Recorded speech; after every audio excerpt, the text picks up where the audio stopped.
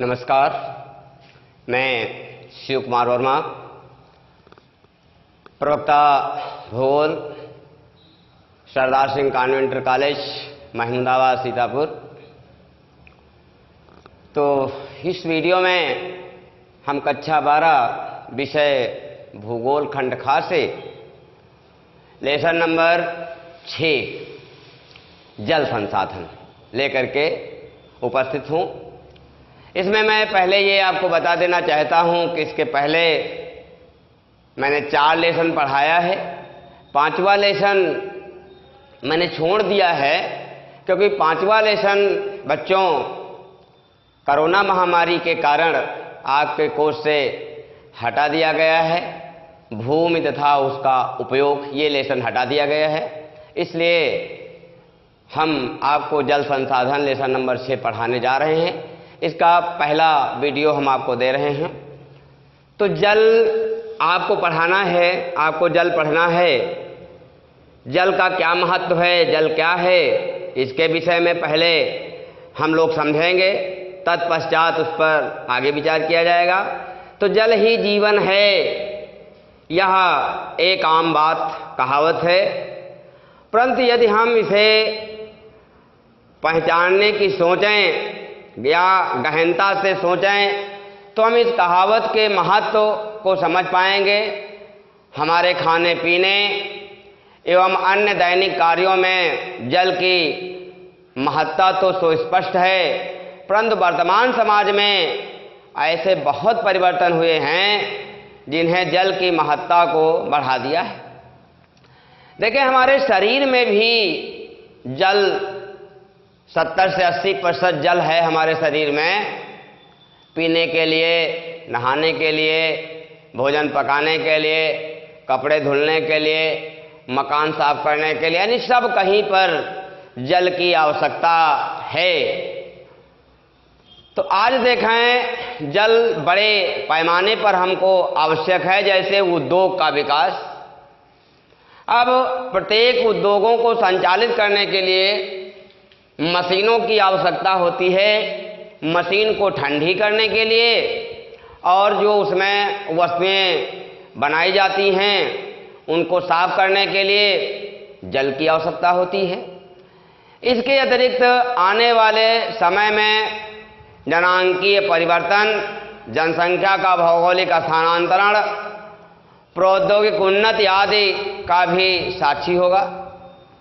परंतु इसके साथ भी पर्यावरण पर इसके प्रभाव भी विभिन्न प्रकारों से परिलक्षित होंगे।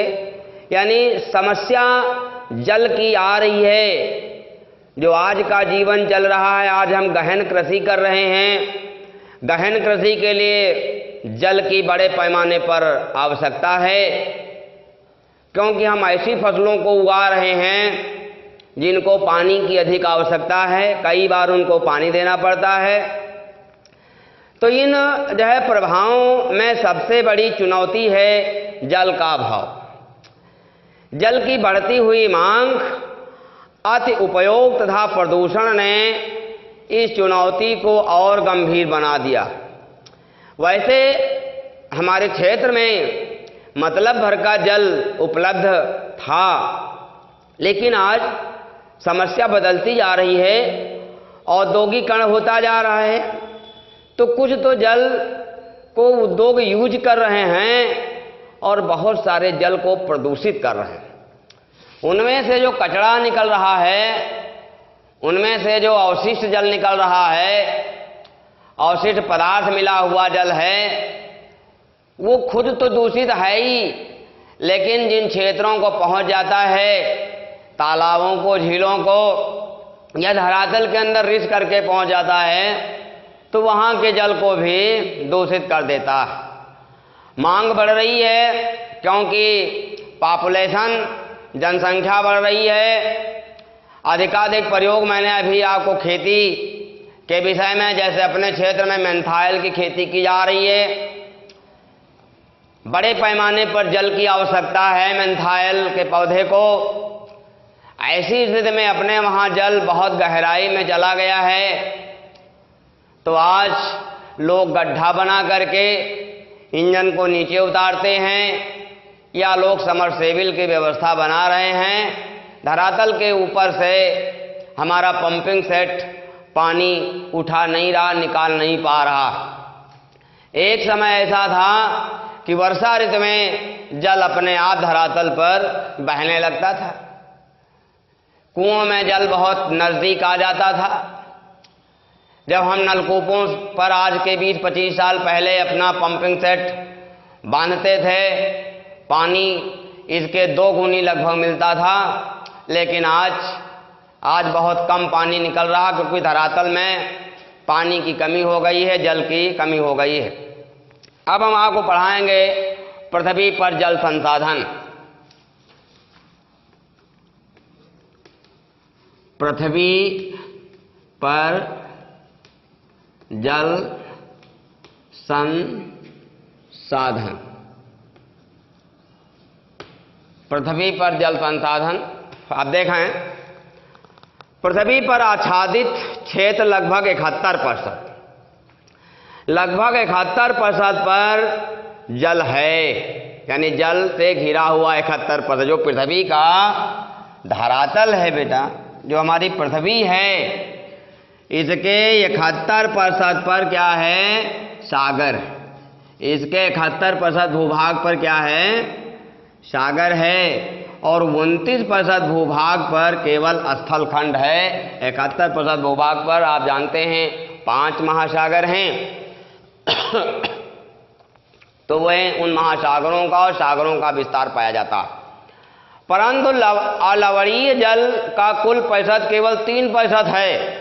जो 71% धरातल पर जल भरा हुआ है, ये जल कैसा है? क्षारीय है, लवणीय है, ये जल खारा है, ये पीने योग्य नहीं है, यूज करने योग्य जल नहीं है। केवल यदि हम देखें जो शुद्ध जल है उसका केवल जो जितना जल है धरातल पर, उसका 3% ही केवल हमारे उपयोग का है। इस अलवणीय जल का एक बहुत छोटा सा भाग है मानव उपयोग हेतु उपलब्ध है।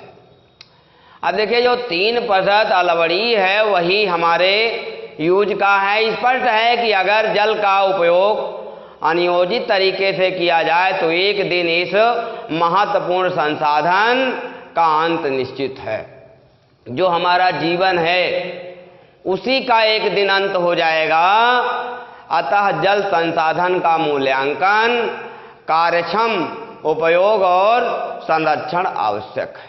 कार्यक्रम कहने का मतलब है कि जो उपयोग है हमारे जल का, वो जो है उसको क्या करना हमें है, उसे हमें जो है यानी बचाना है जल को। तो इसलिए आवश्यक है कि हम उस जल को बचाएं। उस जल को हम क्या करें कि उसको जो है संरक्षित करें। भारत में विश्व के जल संसाधनों का लगभग 4% पाया जाता है। भारत एक ऐसा देश है जहां पर केवल 4% जो है जल संसाधन क्या हैं? उपलब्ध हैं। और शेष जो है आपका अन्य देशों में, यहाँ एक वर्षण से प्राप्त कुल जल की मात्रा लगभग 4000 घन किलोमीटर है। इसके अतिरिक्त धरातलीय जल और पुनर्योग भौम जल से 1869 घन किलोमीटर जल उपलब्ध है। इसमें से केवल 7% जल का लाभदायक उपयोग किया जा सकता है। अतः भारत का कुल उपयोगी जल संसाधन सिर्फ 1122 घन किलोमीटर है। कहने का तात्पर्य है कि जो हमारे भारत में जल संसाधन है, हमारे यूज का जल है, वो केवल 1122 घन किलोमीटर है उपयोग वाला जल। तो अब हम क्या करें कि इसको बचाएं, वरना एक समय ऐसा आएगा जो पीने के लिए पानी भी उपलब्ध नहीं हो पाएगा। अब धरातलीय जल संसाधन, धरातलीय जल संसाधन। धरातलीय जल संसाधन क्या?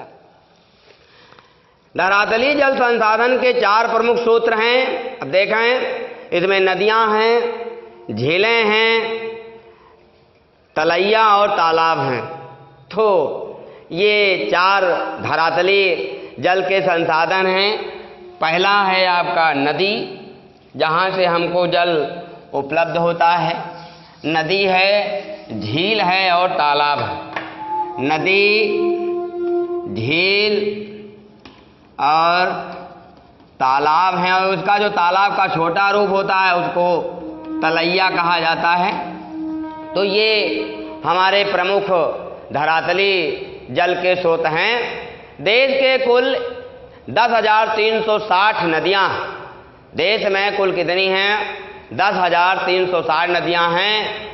उन सारी सहायक नदियों को मिलाकर एक लंबाई 1.6 किलोमीटर से ज़्यादा है। देश की सभी नदियों एवं उनके बेसिनों को मिलाकर औसत अनुमानित प्रवाह 1,869 घन किलोमीटर है। इनमें से केवल 690 घन किलोमीटर यानी 32% जल ही उपयोग का है। इसमें केवल 32% जो जल है नदियों का, इसमें से 960 घन किलोमीटर, 690 घन किलोमीटर, 690 घन किलोमीटर जो जल है वो हमारे यूज का है। वैसे जो नदियां हैं इनमें जल बड़े पैमाने पर है, 1,869 घन किलोमीटर है, लेकिन वो हमारे यूज का नहीं है। केवल 32% इसका जल हमारे यूज का है। ऐसा मुख्यतः अस्थलाकृतिक, जलीय एवं अन्य दबावों के कारण है। इसमें क्या है? जल ग्रहण क्षेत्र के आकार अथवा नदी बेसिन और उसके जल ग्रहण क्षेत्र में हुई वर्षा की मात्रा इस पर निर्भर करता है, क्योंकि सभी स्थानों पर एक जैसी वर्षा नहीं होती है। कहीं पर वर्षा अधिक होती है, कहीं पर वर्षा कम होती है। यदि हम भारत की नदियों की बात करें तो हिमालय की नदियों जैसे गंगा है, सिंधु है, ब्रह्मपुत्र है के जल ग्रहण क्षेत्र बहुत बड़े हैं। गंगा, ब्रह्मपुत्र एवं बराक नदियों के जल ग्रहण क्षेत्र में वर्षा अपेक्षाकृत अधिक होती है। मैदानी भाग है, हिमालय के पास है, यहाँ पर वर्षा अधिक होती है।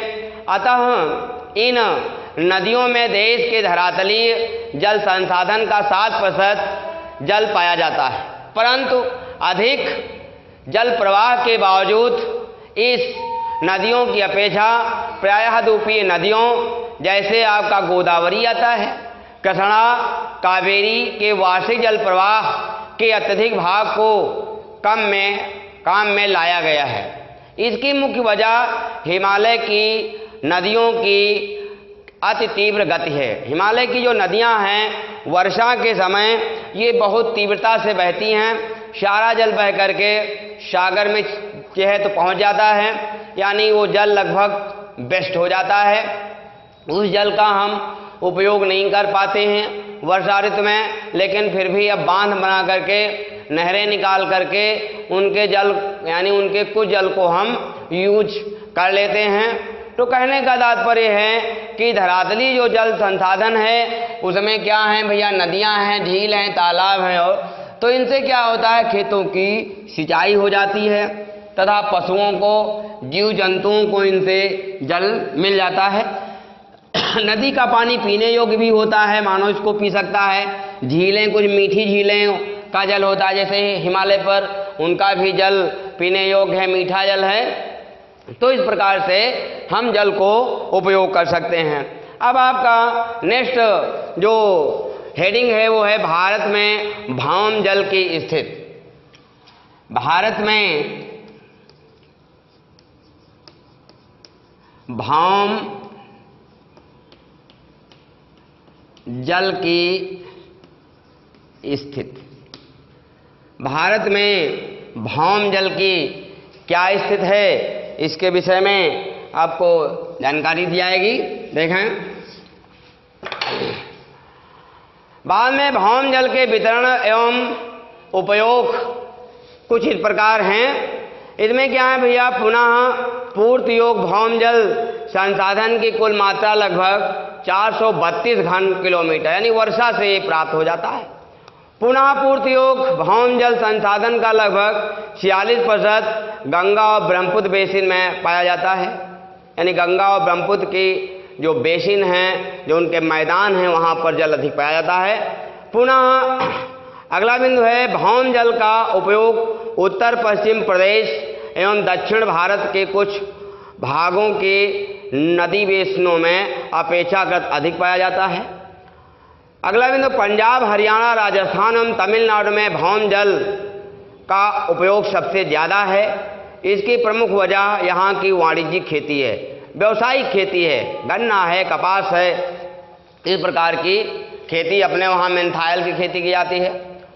दूसरी ओर क्या है, कुछ राज्य ऐसे जैसे छत्तीसगढ़, उड़ीसा और केरल भौम जल का उपयोग बहुत कम करते हैं, ये सब धरातली जल का ही अधिक उपयोग करते हैं। भौम जल का उपयोग मध्यम दर से करने वाले राज्यों की सूची में जैसे गुजरात है, उत्तर प्रदेश है, बिहार है, त्रिपुरा और महाराष्ट्र राज्य इस सूची में सम्मिलित किए जाते हैं। यहाँ पर क्या है कि मध्यम जल यानी ना तो बहुत ज़्यादा और ना ही बहुत कम यहाँ के जल का उपयोग किया जाता है। अब यहाँ जो भौमगत जल है, जो धरातल के नीचे जल है, उसको हम हैंडपंपों के द्वारा, समरसेबिलों के द्वारा, नलकूपों के द्वारा, तो इस प्रकार से हम उस जल को निकालते हैं और निकाल करके फिर अपने हम यूज में उसको लाते हैं। स्पष्ट है कि भौम जल के उपयोग में यदि ये भिन्नता की प्रकृति जारी रही तो जल की मांग और आपूर्ति करने की आवश्यकता होगी। ऐसी स्थिति में देश के विकास में अवरोध हो सकता है, यानी ये विकास को रोक सकता है एवं सामाजिक उथल पुथल का कारण बन सकता है।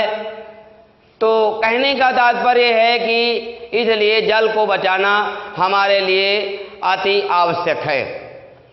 अब आपको पढ़ाएगा लैगून और पश्च जल।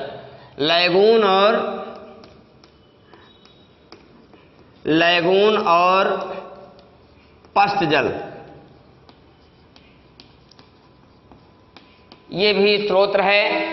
तो जैसा कि हम सभी लोग जानते हैं कि भारत की समुद्र तटरेखा बहुत विशाल है। कुछ राज्यों में यह तट बहुत ही बंतुरित है, जिसके कारण बहुत से लैगून एवं पश्च जल झीलों का निर्माण हुआ। केरल, उड़ीसा और पश्चिम बंगाल जैसे राज्यों में झीलें बड़े धरातली जल की संसाधन हैं।